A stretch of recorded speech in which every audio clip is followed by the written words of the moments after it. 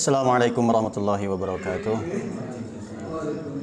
Bismillahirrahmanirrahim. Nahmaduhu wa nusalli wa nusallim ala rasulihil karim, amma ba'd. Minggu kemarin kita baru membahas tentang wakaf dan pembagiannya. Pada malam ini kita akan membahas tentang tanda-tanda wakaf. Kenapa ada tanda-tanda wakaf? Salah satu fungsinya adalah supaya tilawah kita terhindar dari kesalahan makna. Maka para ulama membuat tanda wakaf ini. Walaupun sekali lagi tanda wakaf ini bukan menjadi wajib syar'i atau haram syar'i seperti penjelasan minggu kemarin. Melainkan jika kita mengikuti tanda wakaf ini, maka akan dianggap bacaan kita bacaan yang tartil, sebagaimana penjelasan Sayyidina Ali mengenai tartil. Apa itu tartil? Mengetahui makhrajul huruf dan juga tahu kapan dia harus berhenti atau tahu kapan dia harus wakaf. Maka dengan mengetahui tanda-tanda wakaf ini adalah salah satu jalan untuk menuju kepada tilawah yang benar, supaya dianggap menjadi tartil bacaannya. Kita akan bahas satu persatu. Tanda wakaf yang pertama, huruf mim. Mimnya seperti ini, pendek, bukan yang panjang ke bawah. Kalau yang ke bawah itu tanda iklab. Mimnya seperti ini. Tanda wakaf mim seperti ini menunjukkan harus berhenti. Harus. Sekali lagi, bukan menjadi wajib syar'i, tidak. Tetapi supaya bacaan kita menjadi tartil, maka ketika kita menemui tanda wakaf seperti ini, usahakan untuk berhenti. Jangan dilanjutkan, jangan diwasolkan.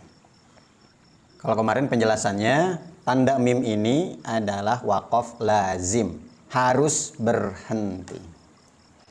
Kemudian yang kedua, lam alif. Kalau dibaca la. La dalam bahasa Arab itu jangan. Artinya dilarang berhenti. Ketika kita membaca Al-Quran, menemui tanda wakaf ini, jangan berhenti di situ. Teruskan bacaannya. Kecuali di ujung ayat. Karena memang dia waktunya berhenti. Walaupun misalnya di angka 3, ujung ayat, di atasnya ada tanda lam alif seperti ini, tetap diperbolehkan untuk berhenti. Karena di ujung ayat. Kalau di tengah ayat ada tanda seperti ini, jangan berhenti. Sekali lagi, ini bukan larangan syar'i, bukan haram syar'i. Hanya saja kalau kita tidak mematuhinya, berarti bacaan kita tidak dianggap tartil. Yang paling sering kita langgar adalah ketika kita membaca Al-Fatihah. Surat yang paling populer.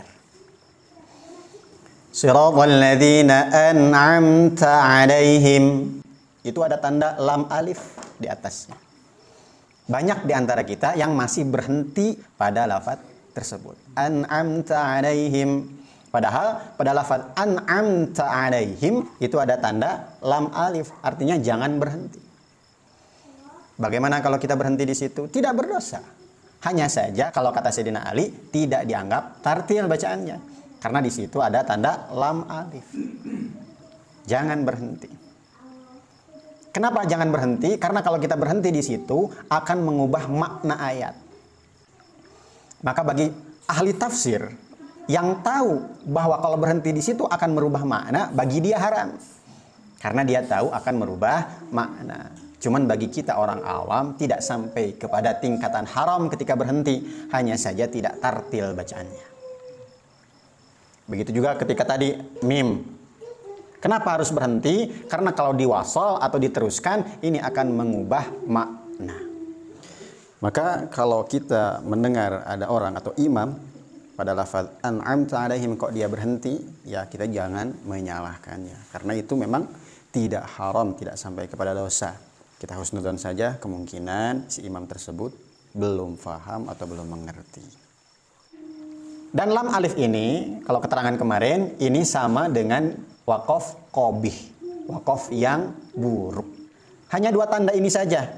Yang mim harus berhenti, yang lam alif jangan berhenti. Harus, jangan. Sedangkan yang ketiga ini boleh berhenti ataupun lanjut.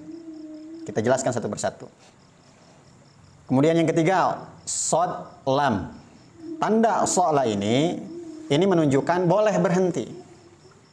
Boleh berhenti. Hanya saja meneruskannya, mewasalkannya ini lebih baik. Ini sama dengan waqaf hasan. Kemudian yang keempat, huruf jim.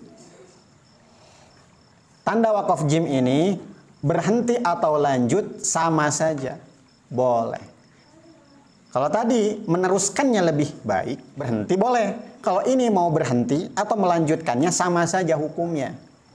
Tidak ada kelebihan ketika berhenti atau tidak ada kelebihan ketika meneruskannya. Kemudian yang kelima, qaf dan lam. Lamnya seperti ini. Tanda waqaf qaf dan lam ini boleh meneruskan atau boleh wasol, hanya saja berhenti lebih baik. Yang ketiga ini persamaannya di mana? Sama-sama semuanya boleh berhenti dan sama-sama semuanya boleh lanjut. Kalau jim lanjut dan juga berhenti sama. Kalau shad dan lam ini wasal atau meneruskan lebih baik. Kalau qaf dan lam ini berhenti lebih baik.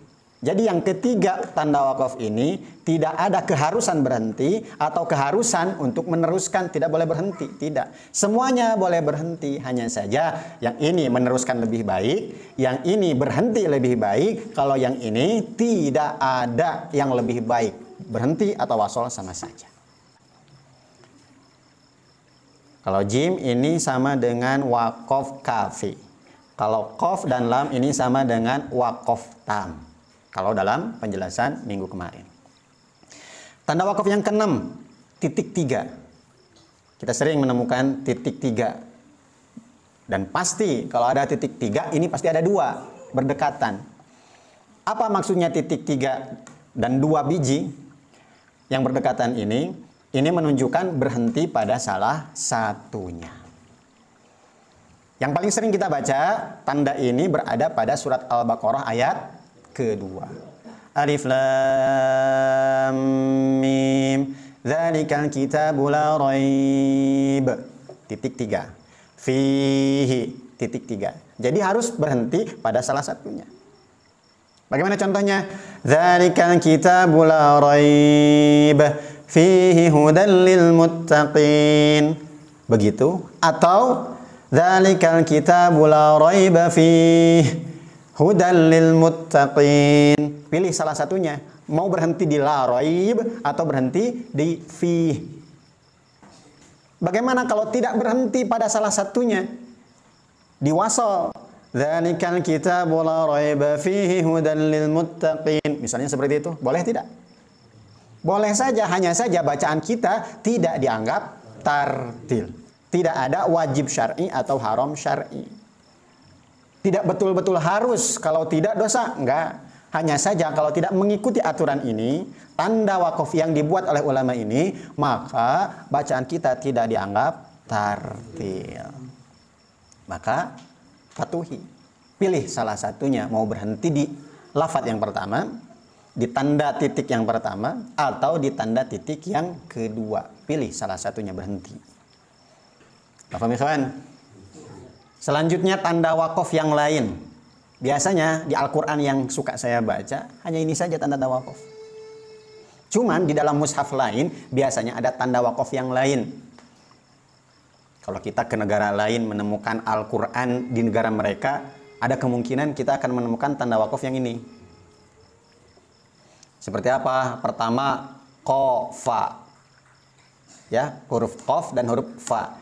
Selanjutnya huruf qaf. Dan juga huruf zai. Ada juga tanda wakaf shad. Ada juga tanda wakaf huruf to. Kemudian yang ini nih, yang agak beda sendiri. Sin tapi agak memanjang, bukan ke bawah lekungannya. Apa tanda wakaf ini? Tanda wakaf ini adalah pada saat Jibril menyampaikan wahyu, di wakaf inilah Jibril alaihissalam wakaf. Kalau di mushaf kita nggak ada tanda ini. Mungkin di mushaf yang lain kita akan menemukan tanda wakaf yang ini. 1, 2, 3, 4, 5, 6. Sama ada 6. Mafhum ikhwan?